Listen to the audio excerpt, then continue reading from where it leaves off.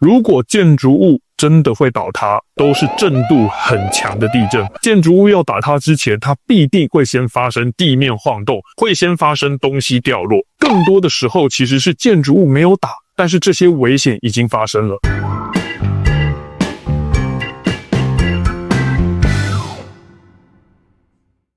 Hello， 大家好，我是93先生，很高兴继续收听这个频道，让你朝安全又迈向一步。嗨，我是静静，大家晚安。晚安。事情是这样子的，我们这次在过年前呢，因为发生了几场比较严重的地震，所以呢，我们这段期间呢，在这个 IG 及脸书上面呢，分享了一些短片，告诉大家说发生地震时你到底应该要怎么做。我们当时那个影片里面其实主要是告诉大家，发生地震的时候呢，不要去关电，不要去开门，不要去逃跑。那这个我们在之前的节目都已经跟大家做过说明了。这则影片里面引起最大的讨论，就是说我如果不跑，那万一房子倒塌了怎么办？所以呢，我想我们今天的主题就是来跟大家讨论分享一下地震不跑，那房子倒塌了该怎么办？以及呢，大家最常提到的一句话就是视情况。所以呢，我要来跟大家讲说呢，我对于视情况这句话的感受是什么？之前我跟大家解释过了，因为你在地震摇晃当中，地面会晃动，东西会掉落，而这时候你在移动自己的身体，是增加自己的危险性，你很容易会跌倒，你很容易会被东西砸伤。最理想的做法就是就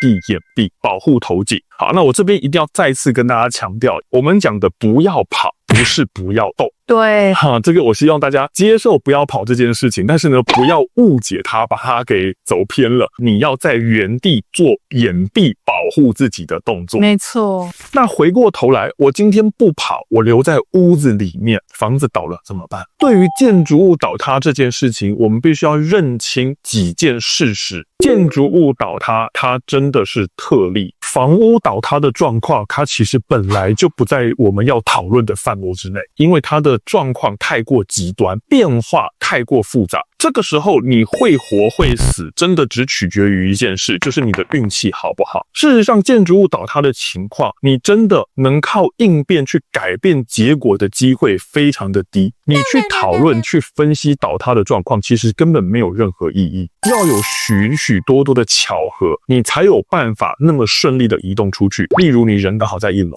例如你刚好很靠近出口，例如刚好出口整个通道都是畅通的，例如发生摇晃的时候，你人还有能力移动。你今天少了任何一项，你可能根本没有能力跑得出来。你跑也不见得真的给你带来安全。跟大家在讲地震应变的原则的时候，都是建立在建筑物不倒塌的前提。好，那第二个事情呢，跟大家讲一个很重要的事情，其实建筑物倒塌是少数，因为建筑物倒塌它一定是个大新闻，所以新闻会不断的播送，久而久之大家就会觉得好像发生地震，建筑物就常常会倒。像这一次嘉义的地震，嘉义地区建筑物受损有超过100多栋，可是你去想想看，整个嘉义市有几栋建筑物，你就会发现这其实是九牛一毛。就像我常常拿火灾的例子跟大家讲，你觉得是公共场所火灾比较常发生，还是居家火灾比较常发生？很多的民众的印象是觉得公共场所比较常发生火灾，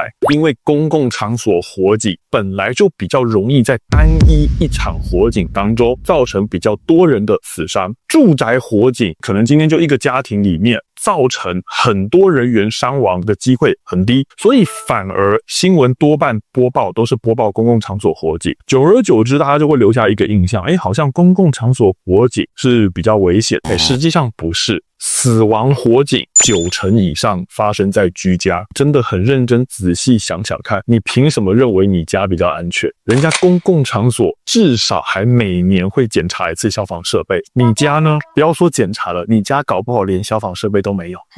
你有没有中速检器？没错。所以呢，再来各位，最后一件事情，我们既然知道它不常发生，但是我也不是告诉大家说不常发生的事情你就不需要管它。我们要来看一下，为了要防范这个不容易发生的事情，它会不会给你带来额外的麻烦？其实很多人会有个心态，会觉得说有跑有机会，可是大家忽略了一个状况，你跑会增加危险。对啊，因为即便是住在1楼，那他们连站都站不稳的，然后还很多有人跌倒，为什么大家都还会觉得说住1楼能跑就要赶快跑？你要为了避免这个不常发生的危险，而给自己带来更常发生的危险，那我觉得这就是不对的。如果建筑物真的会倒塌，都是震度很强的地震。建筑物要倒塌之前，它必定会先发生地面晃动，会先发生东西掉落。更多的时候其实是建筑物没有倒，但是这些危险已经发生了。发生地震时移动的危险性更高，这个是美国联邦紧急事务管理署 FEMA 的研究统计报告。因此发生地震时的基本原则，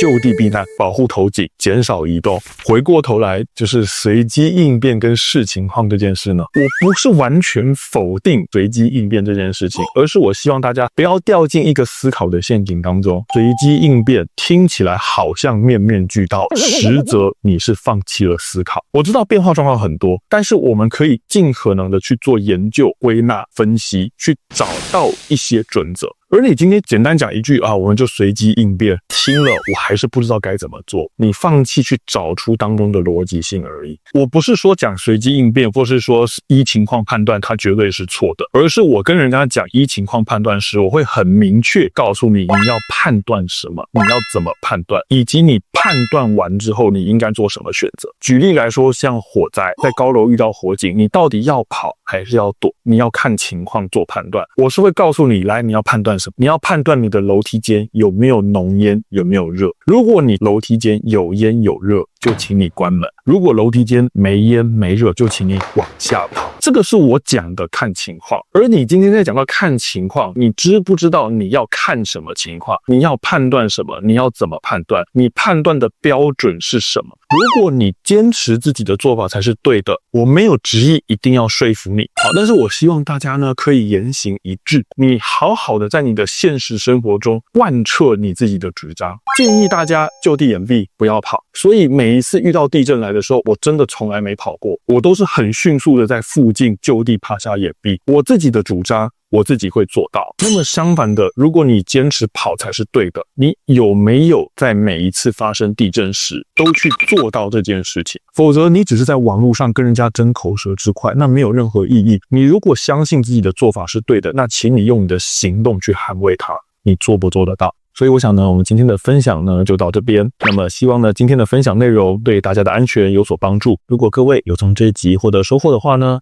请按赞、订阅、分享我们的影片。对于地震，你平常在家里有做哪些准备呢？欢迎下面留言。那今天就到这边咯，下次再见，拜拜。我在现场跟人家演讲的时候呢，我每次都会问大家这个问题：半夜睡梦中遇到地震来临时，你们要怎么办？先给大家3个选项，我说你要滚到床底下，滚到床旁边，还是留在床上？答案揭晓，我告诉大家要留在床上。台底下都会发出一阵欢呼，太好了！我要跟大家特别强调一件事情，我说我写的是留在床上，不是继续睡觉，这是不一样的意思啊。我说的是留在床上，但是你留在床上要做掩蔽保护自己头颈的动作，而不是原封不动的继续躺在床上睡觉。